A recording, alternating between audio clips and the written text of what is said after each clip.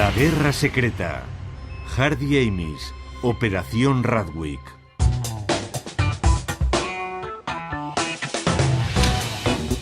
Edwin Hardy Amis, icono de la moda británica, celebrado diseñador de moda, amigo de la reina, un nombre famoso en Savile Row, pero en su juventud, durante el periodo de la guerra, fue uno de los maestros del espionaje más singulares de Gran Bretaña. Él siempre lo negó. Pero ahora podemos revelar, por primera vez, la verdad sobre su papel como autor intelectual de una implacable campaña de asesinatos. Trabajó para el Ejecutivo de Operaciones Especiales, el SOE, el ejército secreto de Winston Churchill. Amis envió agentes a la Bélgica ocupada y participó en un peligroso juego contra un enemigo brutal. Trabajó con la resistencia para eliminar todo aquello que se interpusiese en el camino a la libertad, incluidos algunos de los más temidos agentes alemanes. Cuando nos daban los nombres de los informadores alemanes más peligrosos, nuestra misión era eliminarlos. Solo necesitas un buen disparo, un disparo bien colocado. Ahora podemos abrir los archivos oficiales y mostrar por primera vez el papel que jugó este singular soldado y hasta dónde estuvo dispuesto a llegar.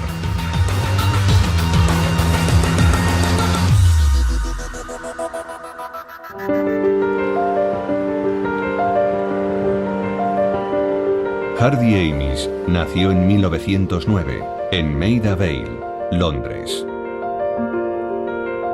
Su padre era funcionario público y su madre vendedora en una empresa de confección.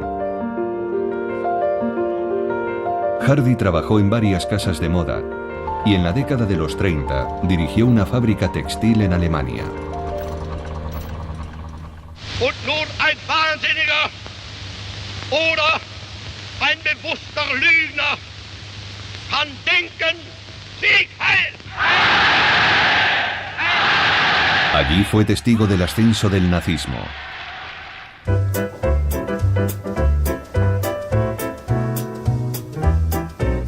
Pero la política no interesaba a este extravagante diseñador. Amis disfrutaba de la vida. Su carrera empezaba a despegar. En 1934 era ya director de diseño en la firma de moda Lasas y se relacionaba con estrellas de Hollywood, como Ginger Rogers. La única cosa que podía desbaratarlo todo era su vida privada.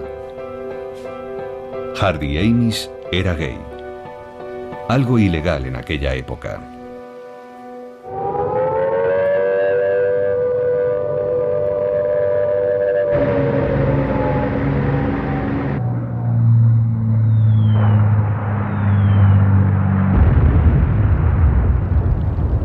Pero la guerra lo cambió todo. En 1940, Hardy Amis fue llamado para realizar el entrenamiento como oficial. Este hombre tan ajeno a lo militar se encontró enfundado en un uniforme, aunque hecho a medida.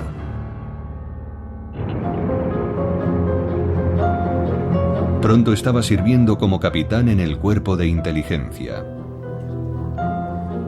Su fluido francés, su impecable alemán y su habilidad para los negocios hacían de él un eficiente organizador. Sus cualidades llamaron rápidamente la atención de una oscura organización que utilizaba el nombre aparentemente banal de MO1-SP. Pero era una tapadera. Sus auténticas siglas eran SOE, o Ejecutivo de Operaciones Especiales. Su misión, romper todas las reglas de la guerra. Churchill les dio la orden de incendiar Europa. utilizando tácticas de guerrilla, sabotaje y propaganda. El SOE creó también redes de resistencia en toda la Europa ocupada. Empleó espías, saboteadores y asesinos entrenados.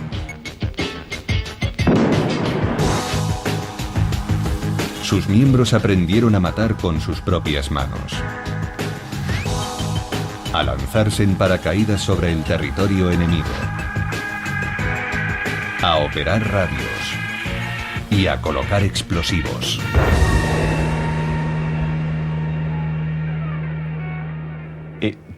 No reclutaban gente de la forma convencional. Escogían lingüistas, patriotas, gente que, expresándolo con el lenguaje actual, pensaba fuera de lo establecido. En aquella primera etapa de la guerra, muchísima gente pensaba según lo establecido. Amis era un auténtico librepensador, así que el SOE lo llamó. Su expediente muestra que fue un recluta ejemplar.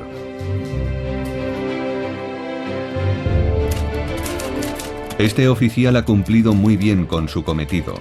Es mucho más duro física y mentalmente de lo que su afectado aspecto podría sugerir.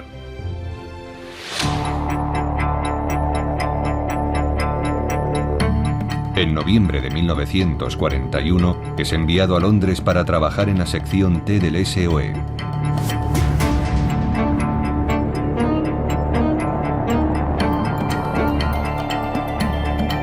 La sección T era la encargada de Bélgica. Su trabajo era golpear al enemigo en este país ocupado. Amis se encontró enseguida planeando misiones para Bélgica.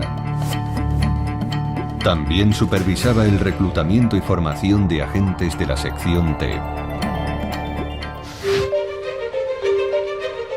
Pero su lado extravagante y encantador siempre salía a relucir. Bajo esta lista de nombres en clave, Amis escribió: ¡qué reparto tan maravilloso! ¿Puedo hacer el vestuario?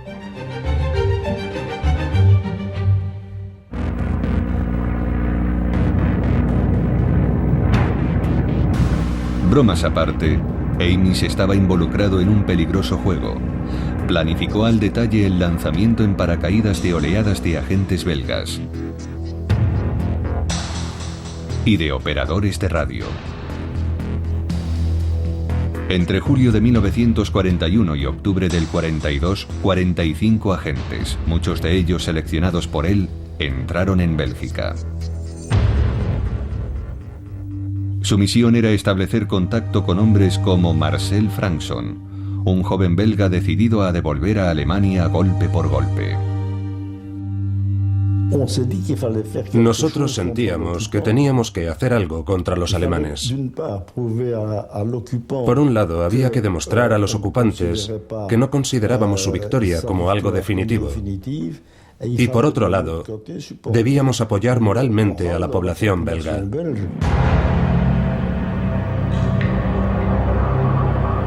Para Marcel Frankson, enfrentarse a un adversario implacable y bien armado representaba una ardua tarea, así que recibió con los brazos abiertos la ayuda del SOE.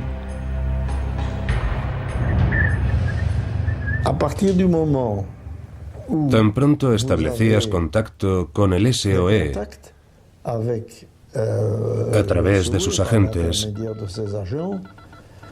sabías cómo debías llevar a cabo los sabotajes. En ese sentido era muy positivo.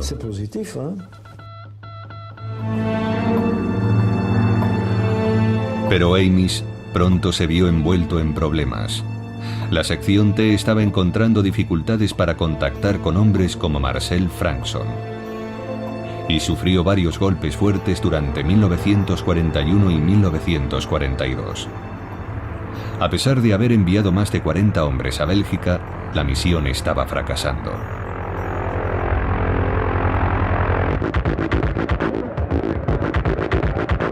En Bélgica, Amis se enfrentaba a un formidable enemigo. Los alemanes controlaban la situación gracias a su bien organizado sistema de contraespionaje.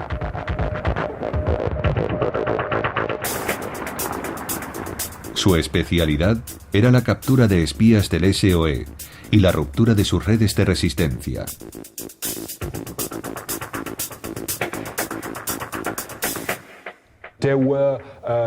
Los alemanes poseían dos servicios principales que trabajaban de forma activa contra las redes. El Abwehr luchaba contra la inteligencia aliada. Y luego estaba el Geheimfeldpolizei, que actuaba directamente contra las redes para proteger al ejército alemán de los espías y también de los sabotajes. Estas unidades eran especialmente hábiles a la hora de captar las emisiones de radio del SOE, cuyas señales eran fácilmente rastreadas e interceptadas. Unidades especiales de la policía secreta se mantenían a la escucha para detectar a los operadores.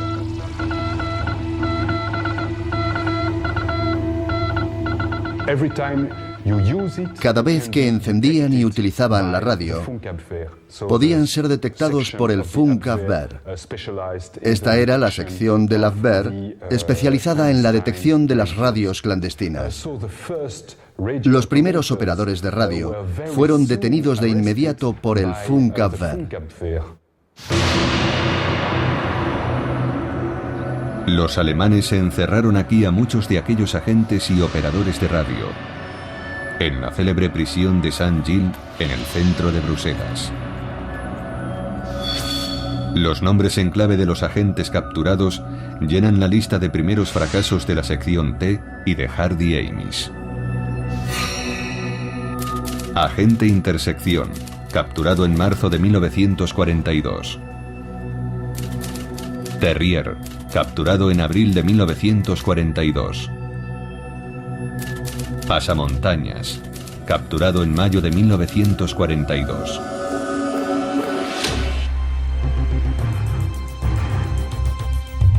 En ocasiones, los alemanes hacían algo todavía más siniestro: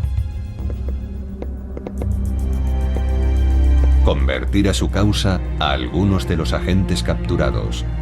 Sus aparatos de radio eran utilizados para contactar con Londres y enviar desinformación.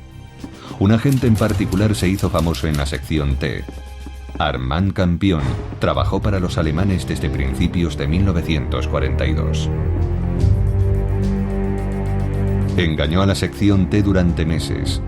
Solicitaba por radio a Londres más armas, dinero y agentes, que terminaban enviándose directamente a una trampa.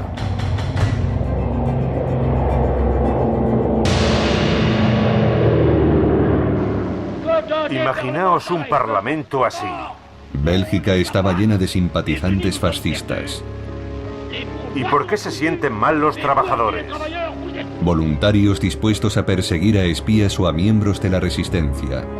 Y a menudo tenían un incentivo añadido: dinero. Era gente que hacía aquello por dinero. Cuando denunciaban a un fugitivo, recibían 500 francos. Cuando denunciaban a un miembro de la resistencia, podían recibir 1.000, 2.000 o 5.000 francos, según la importancia del denunciado. Y si denunciaban a un maquis, a un miembro de la guerrilla, entonces podían cobrar decenas de miles de francos. Los informadores a sueldo causaron estragos. Un simpatizante nazi y agente activo en la nómina de Alemania se hizo tristemente célebre: Prosper de Sitta. Alias el hombre al que le falta un dedo. De Sitta era el agente belga número 1 del Abwehr.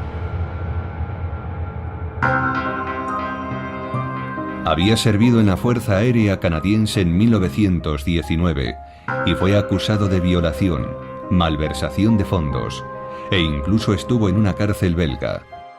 Era un personaje abominable. Tras la invasión de Bélgica, trabajó para los alemanes, haciéndose pasar por un aviador aliado. Se infiltró en las líneas de fuga de la resistencia que sacaban clandestinamente de Bélgica a tripulantes de aviones derribados. y hacía muy bien su trabajo.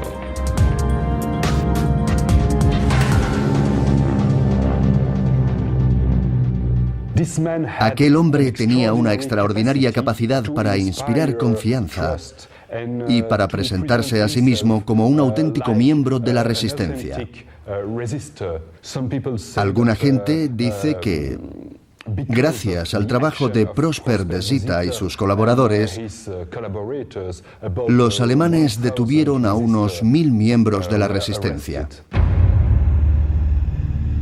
El pequeño grupo de Marcel Frankson se encontraría con de Zieta y pagaría un alto precio. Nos encontramos con Prosper de Zieta 2 veces en Bruselas. De Zieta se infiltró en una línea de fuga que el grupo de Marcel utilizaba con frecuencia. Aquella línea había entrado en contacto con un tal capitán Jackson, que era de Zieta. Y aquella línea, los miembros de aquel grupo, fueron detenidos. Y nuestro agente fue detenido también. Pero en junio de 1943 los amigos de Marcel Frankson volvieron a cruzarse con de Zieta.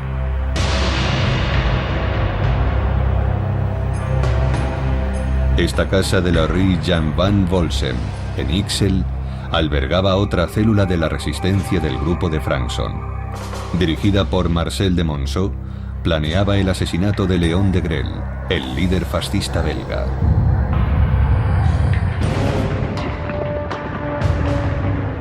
Pero los alemanes fueron alertados por de Zieta. Los hombres se defendieron y aquello se convirtió en un infierno. El equipo que estaba en la casa lanzó 2 granadas y mató a varios alemanes. La batalla duró horas. Finalmente los alemanes tomaron el refugio y capturaron a la mayoría de sus ocupantes.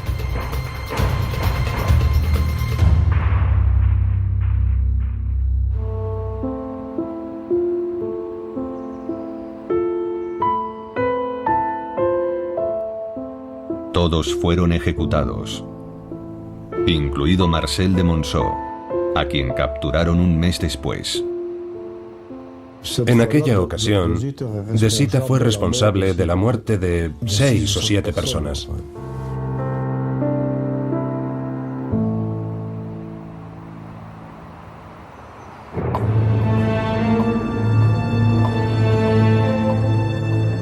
En Londres, Amis y sus colegas estaban desesperados. Los alemanes estaban ganando. 32 agentes del SOE habían sido capturados. Una y otra vez, de Zieta había obstaculizado los planes de Amis. Primero frustró una elaborada misión propagandística. Un agente del SOE estableció un servicio para enviar a Londres copias de periódicos belgas utilizando palomas mensajeras. De Zieta desmanteló la red.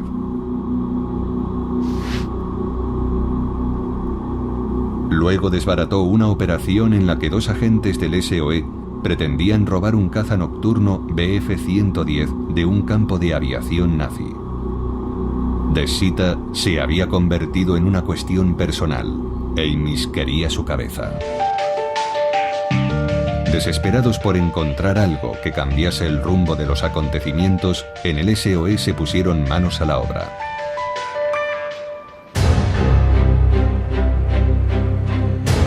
Planearon una oleada de asesinatos en toda la Europa continental, incluyendo Bélgica. En junio de 1943, en una reunión de alto nivel, el Comité de Planificación del SOE trazó la operación y estableció el 1 de octubre como fecha de inicio.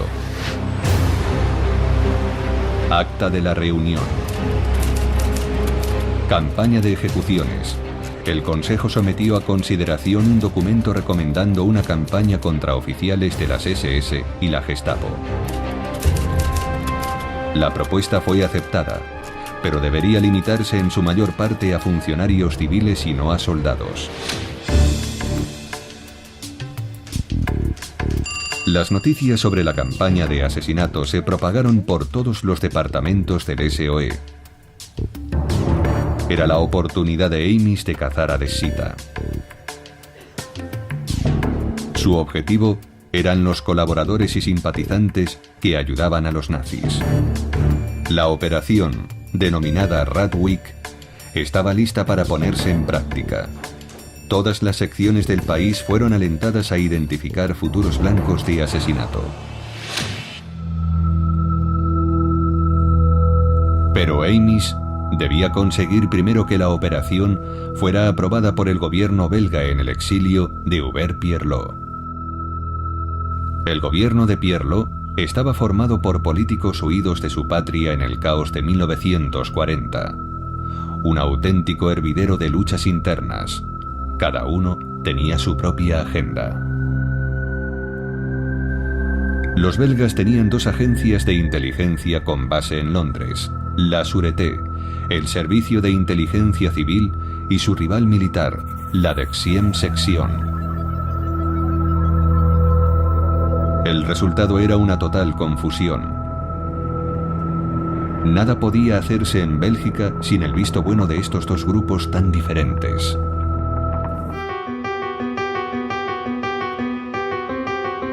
Así que Amis puso en marcha su encanto y se lanzó a la misión. Las cartas iban y venían entre su departamento y el gobierno belga a través de su representante, Yves Flor.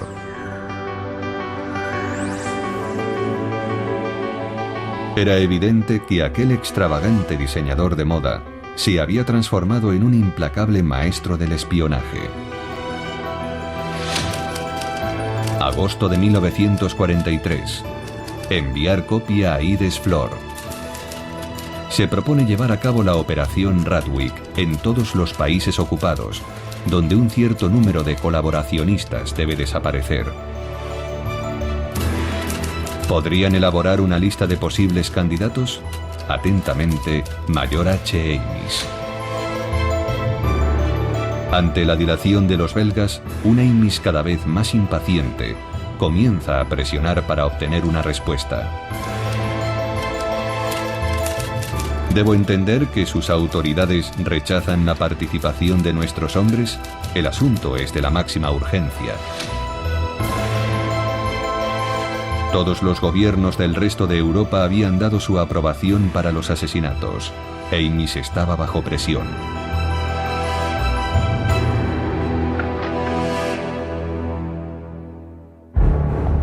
Londres, 1943. La presión iba a aumentar. En agosto, Amis es ascendido a jefe en funciones de la sección D. En su nuevo puesto, la carga que pesaba sobre él para conseguir la complicidad de los belgas aumenta todavía más. La Radwig en Bélgica depende de él. Al mismo tiempo, un nombre familiar aparece en la correspondencia del SOE, en una carta del MI5. La tensión aumenta todavía más. La carta mostraba que el MI5 necesita también a Amis para liquidar a Dessita. ¿Tendría la amabilidad de consultar mi carta del 19 de agosto de 1943 en referencia al ciudadano belga Prosper Dessita?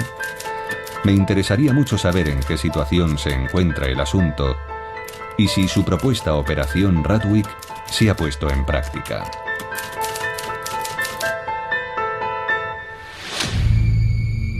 Entonces llega una noticia completamente inesperada del gobierno belga en el exilio.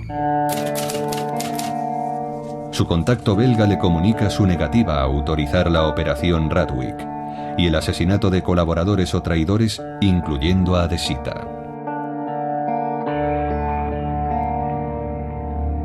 Mis superiores no consideran aconsejable de momento tomar medidas especiales contra los belgas que colaboran con el enemigo. Ello entrañaría demasiadas dificultades. Con dificultades se referían a la toma de represalias.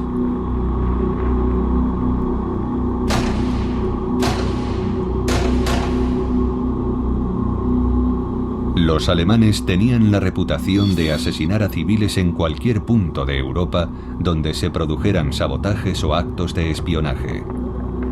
Su reacción era aún más virulenta si uno de sus soldados o agentes era asesinado.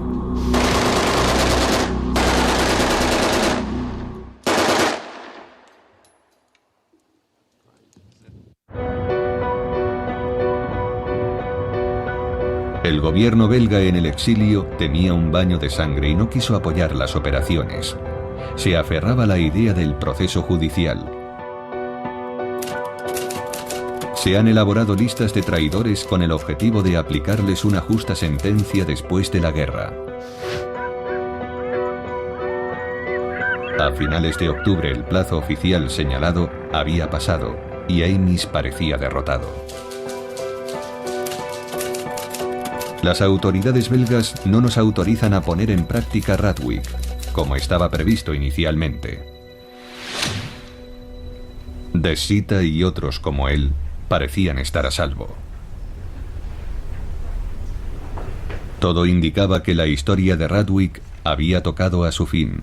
En apariencia había sido un fracaso. Pero Hardy Eimis no parecía dispuesto a permitir que los belgas frustraran su plan. Y recurrió a su mejor agente, Andre J. Wendelen.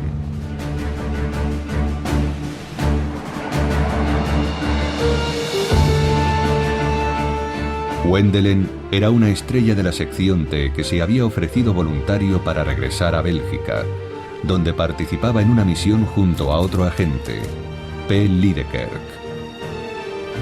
Su misión era establecer vínculos con los grupos de resistencia belgas. Armería. Eimis planeaba enviar a Wendelen un arma secreta del SOE, especialmente diseñada para el asesinato y asignada específicamente a la operación Radwijk. Era conocida como la Welrod.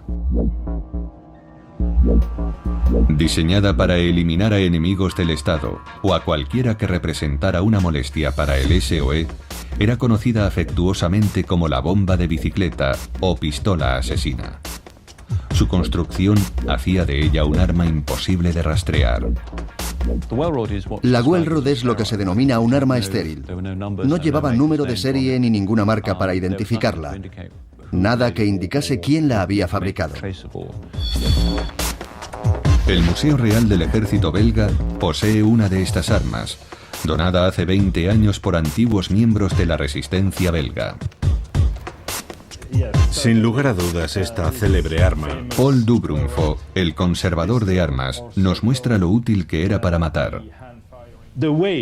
Para cargar la pistola Welrod, utilizamos el mismo procedimiento que con una pistola automática normal. Se introducen de 1 a 7 balas en el cargador y luego este se coloca en su lugar. Como podemos observar, el cargador es al mismo tiempo la empuñadura de la pistola. Para introducir un cartucho en la recámara y ponerla en posición de disparo, se empuja el percutor hacia adelante y luego se gira el extremo del percutor hasta cerrarlo del todo. Se empuña la pistola, asegurándose de que el seguro situado en la empuñadura está bien presionado hacia adelante, y se aprieta el gatillo así. Su diseño hacía de ella el arma perfecta para una ejecución discreta y silenciosa. El principal objetivo era matar en silencio. Dentro del cilindro que aloja la recámara, hay un número bastante importante de arandelas como esta. Entre las arandelas de metal hay colocadas unas arandelas de goma. Cuando la bala pasa a través de los orificios que existen en el centro de las arandelas, el sonido de la explosión no puede avanzar más rápido que el propio proyectil, y queda atrapado en el interior de estas cámaras. Ese es el objetivo de este silenciador: retrasar el sonido que sale de las cámaras que posee este cilindro. La elección del calibre de la Welrod fue una decisión de diseño deliberada. El calibre 7.65 Browning tiene una velocidad teórica de salida de unos 275 metros por segundo. Disparado en un artefacto como la pistola Welrod, el resultado es un proyectil subsónico. Este es un aspecto muy importante en una pistola silenciosa, cuyo objetivo es matar gente sin hacer demasiado ruido. Lo único que se oye es el sonido del percutor y el impacto de la bala al chocar contra algo o contra alguien.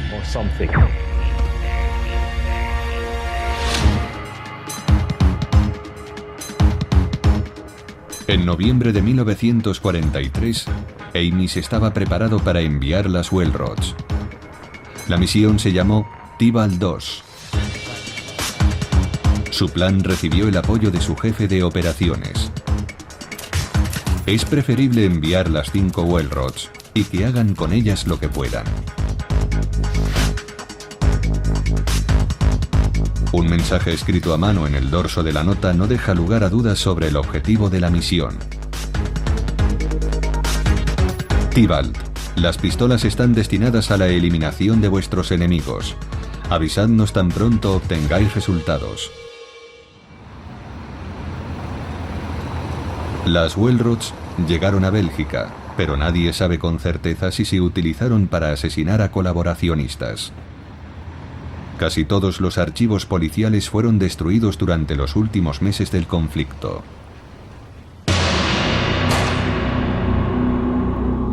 Lo que sí está claro es que entre 1943 y 44 se produjeron numerosos asesinatos, y que Marcel Frankson estuvo implicado en todos ellos. Su pequeño grupo de saboteadores acabó trabajando junto al Frente de la Independencia, un grupo de partisanos de inspiración comunista. Realizaban operaciones de sabotaje, ejecutaban a colaboracionistas, eran muy buenos saboteadores y eran muy activos.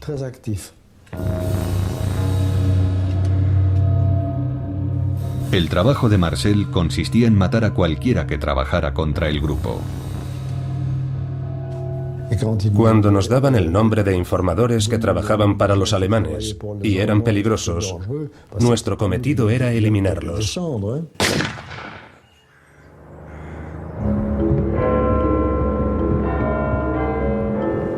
En Londres, Amis trataba de impresionar a sus superiores. Explicó que grupos como el Frente de la Independencia habían estado muy activos. Un informe menciona cómo un colaborador de los nazis fue arrestado, interrogado y eliminado mediante un disparo en la nuca. Radwig seguía su curso, y pronto llegaron alentadoras noticias de Bélgica. La violencia y la venganza se habían extendido.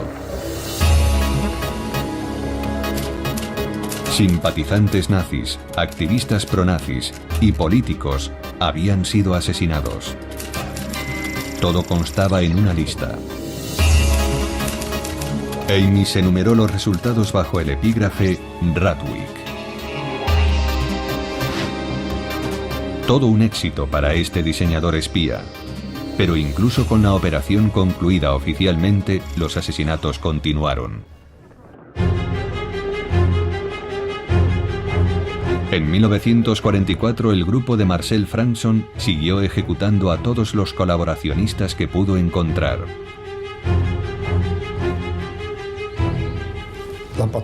Una patrulla de vigilancia detuvo a un sujeto con aire sospechoso. Llevaba en el dedo un curioso anillo. Al fijarnos más de cerca, vimos que había olvidado quitarse su anillo de las Waffen-SS. Aquel tipo había estado en Rusia. Huelga decir que pocas horas más tarde estaba muerto.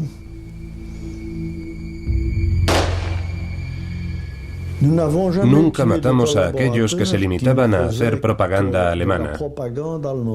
Solamente matamos a aquellos que trabajaban directamente para la policía enemiga. Y eliminamos a 33.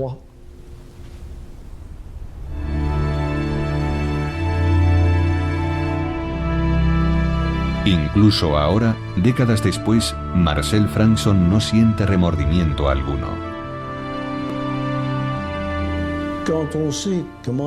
Cuando sabes cómo trataba la policía alemana a los resistentes, cómo los torturaba y se ensañaba con ellos, no tienes piedad con aquellos que denuncian a tus compatriotas y los entregan al enemigo. No teníamos ningún reparo a la hora de eliminarlos. Todo lo contrario.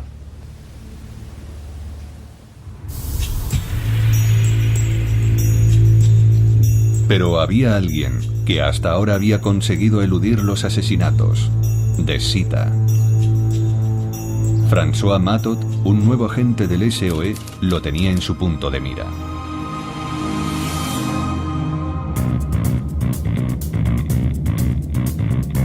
Matot fue enviado a Bélgica a principios de 1944 para establecer contacto con el grupo de Marcel Frankson y coordinar sus actividades.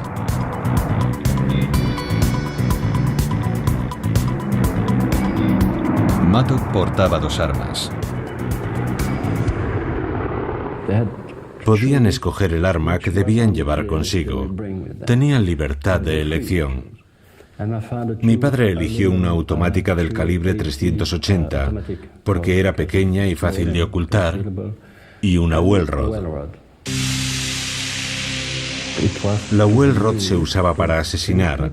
No era un arma de combate, era un arma destinada a la eliminación.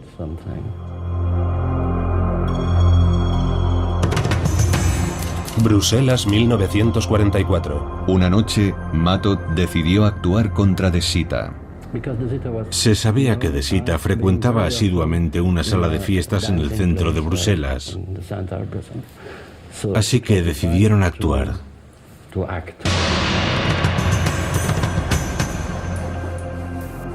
Los hombres del SOE vigilaron el lugar durante horas, pero De Sita nunca se presentó.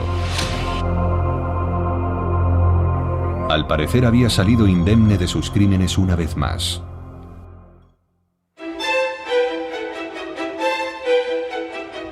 Pese a este revés, entre 1943 y 1944, Amis y sus hombres consiguieron cambiar el panorama de la guerra en Bélgica. Habían dejado atrás sus primeros fracasos.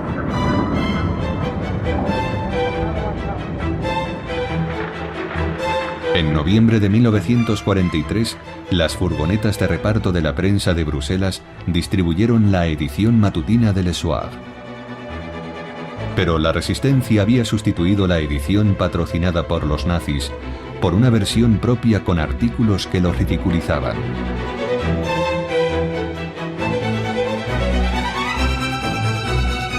Fue un magnífico éxito propagandístico.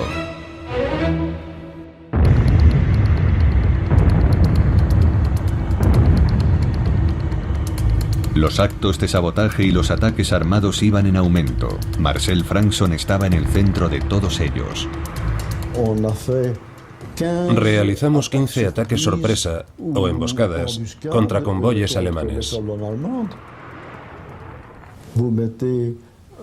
Colocas 2 o 3 cargas llenas de metralla, unidas por un cable, bien escondidas junto al borde de la carretera. A 100 metros de distancia tienes el detonador y cuando ves pasar el convoy, haces explotar las cargas e inutilizas 3 o 4 camiones.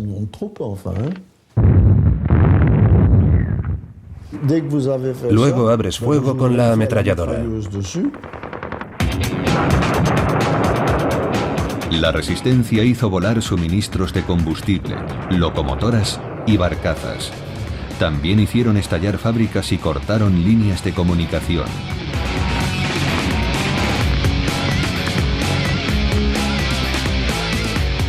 El Grupo G era especialmente activo. Su mayor logro fue el sabotaje de la red de suministro eléctrico de alta tensión que abastecía a todo el país.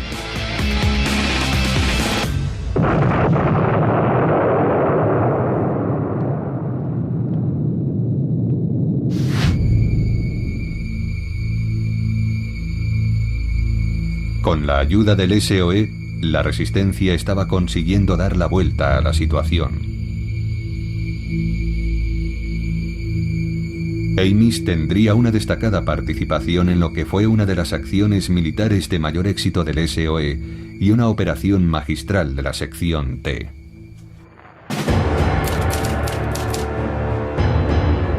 La operación Overlord era el plan de los aliados para la invasión de Europa.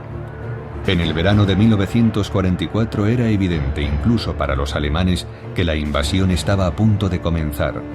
Pero el mando supremo aliado necesitaba que la resistencia intensificara sus operaciones de acoso y sabotaje tras las líneas enemigas. En los días previos al día D, esta pasó a la acción.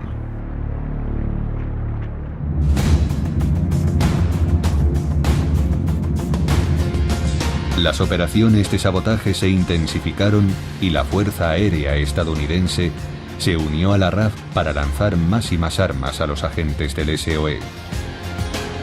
La sección T de Amis se involucró al máximo.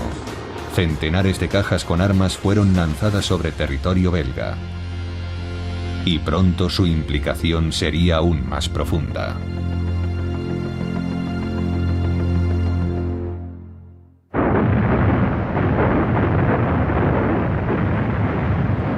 El 6 de junio de 1944, los aliados desembarcaron en las playas de Normandía. Fue la mayor operación anfibia jamás emprendida.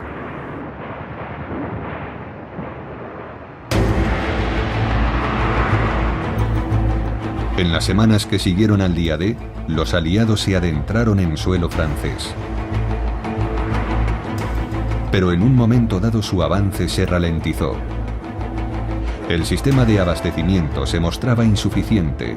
Necesitaban con urgencia puertos de aguas profundas.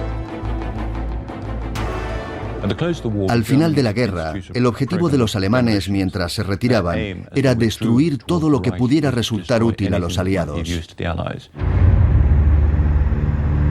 Ello incluía puertos y vías férreas.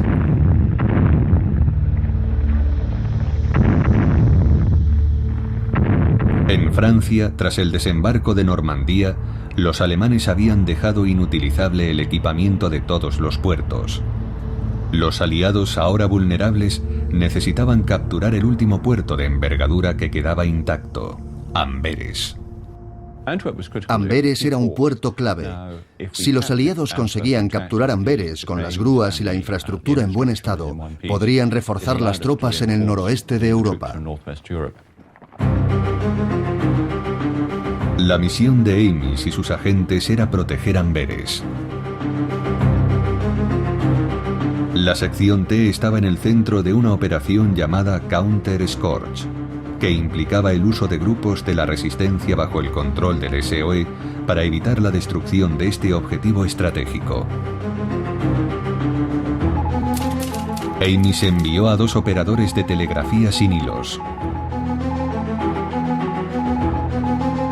Estos ayudaron a los equipos de la resistencia, especialmente del Grupo G, a defender el puerto. Su labor garantizó a aquellos hombres un suministro constante de armas, municiones e instrucciones detalladas. A primeros de septiembre de 1944, todos los intentos alemanes por destruir las grúas o los muelles fueron enérgicamente rechazados.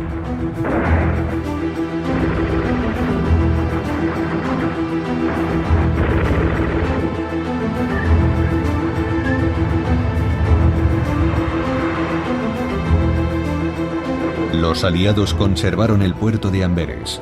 Constituyó un enorme éxito. La toma de Amberes fue algo sorprendente. Todo el sistema de canales y muelles del puerto fue a parar a manos aliadas casi intacto. Damos la bienvenida a los libertadores.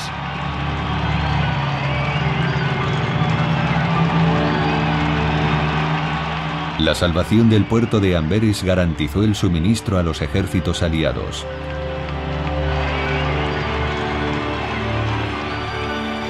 Bélgica fue liberada en apenas una semana.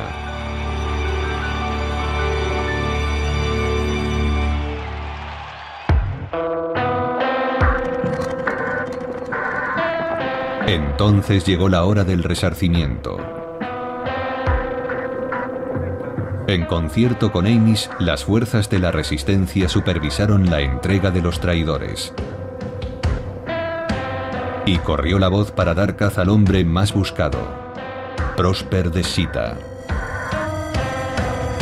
El antiguo enemigo de Amiens fue localizado, encarcelado y luego ejecutado en Bruselas, 4 años después.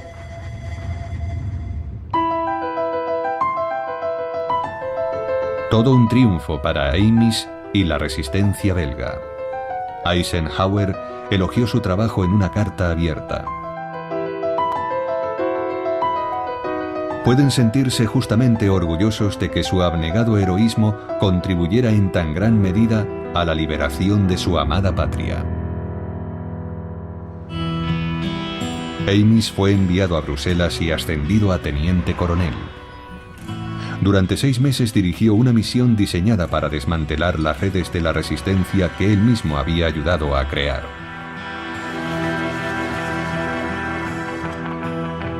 Un momento personal de gloria para el modisto de Maida Vale.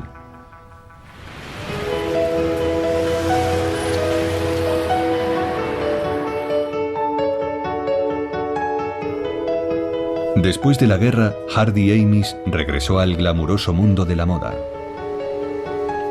Con la colaboración de un rico inversor fundó la marca que lleva su nombre.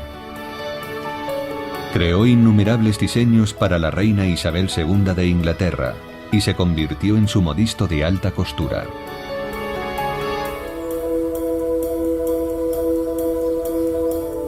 Todos sus recuerdos de su papel en Ratwick o de los éxitos y fracasos de la sección T parecen haber quedado en el olvido. Raras veces reconoce su papel en el SOE o los detalles de sus misiones en Bélgica. Si alguien le pregunta sobre la operación Ratwick, se limita a responder: "Lo siento, amigo, no sé nada al respecto". Hardy Amis fue nombrado caballero en 1989 y solo a partir de su muerte comenzó a vislumbrarse una parte de la verdad acerca de su sorprendente pasado como espía.